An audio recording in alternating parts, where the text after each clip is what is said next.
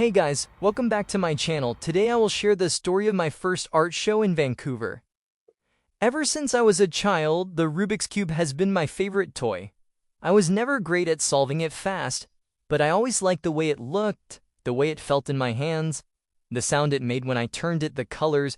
It was simple and difficult at the same time. There's just something about it that stuck with me. Even now, it still sits on my desk. Sometimes I mess with it when I'm thinking. It reminds me that even though things look mixed up, they can always come together with a little patience. One day, I was looking at the cube on my desk and thought, what if I could tell a story through the cube? Not with complex algorithms and numbers, but colors, visuals, emotions, and moments. Each size showing a different part of something bigger, much like life itself. A few days later, I was cleaning my closet and I saw this old panda mask I had worn in Halloween with my friends.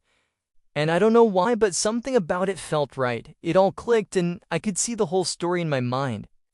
So I put on the mask that night. I picked up a sketchbook and started drawing. No plan, no big idea, just whatever came to mind. I drew a small character sitting on a bench, looking up at the sky. It was simple, quiet, but it felt like the start of something. The next night, I drew again, then again, and I did that for months. I had never felt like this about a project before. I didn't tell anyone, I didn't post about it, I wasn't trying to go viral, turn it into anything. I just wanted to create and did not get my inspiration back. Sometimes I drew, sometimes I painted.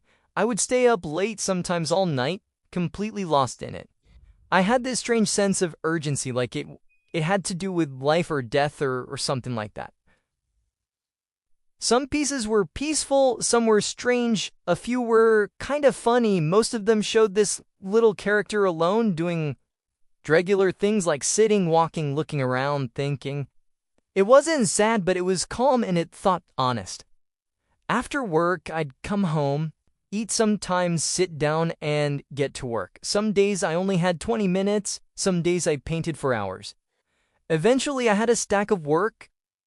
Some finished, some were not that great. I put them all together on my wall just to see what I had, and when I stepped back and looked at everything together, I thought maybe this is something. It didn't feel like a comic book or a storybook yet. It felt more like a journal, like a quiet world where the character was trying to understand themselves and the world around him, just like I was at the time.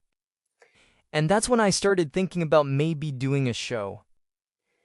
At first, it wasn't about showing my work. I didn't want to stand in front of a crowd and talk about my creative process or my inspiration or whatever. Something about this type of shows doesn't feel authentic to me. What I really wanted was to get people together in the same room, to slow down, to make art, and to connect. I thought, what if the show wasn't about something people looked at, but something they could be a part of? What if I brought a bunch of markers and paper and just left it there for people to draw? No pressure, no rules, just a space. So I talked to my friend Santana, who organizes workshops in Vancouver, and she'd been one of the few people who's seen everything from the beginning. I showed her what I had been working on, told her the idea, and she said, let's do it. She helped me find a small studio space in Vancouver with clean white walls, good lights, just enough room. We picked the paintings that would be displayed at the shop. She helped me with the invite, made a flyer, handle stuff I didn't know how to do yet. We made a table in the middle of the room with sketchbooks and pens so people could sit and draw freely and do whatever they wanted to do, just left their imagination run. We posted the event online. At first it was just friend, but a few days later a bunch of people had shared the post, and by the end of the week I had more than 150 people sign up. The night of the show I was very nervous. I wore the panda mask again, not to draw attention to me as the creator, but as the character and somebody people could relate to.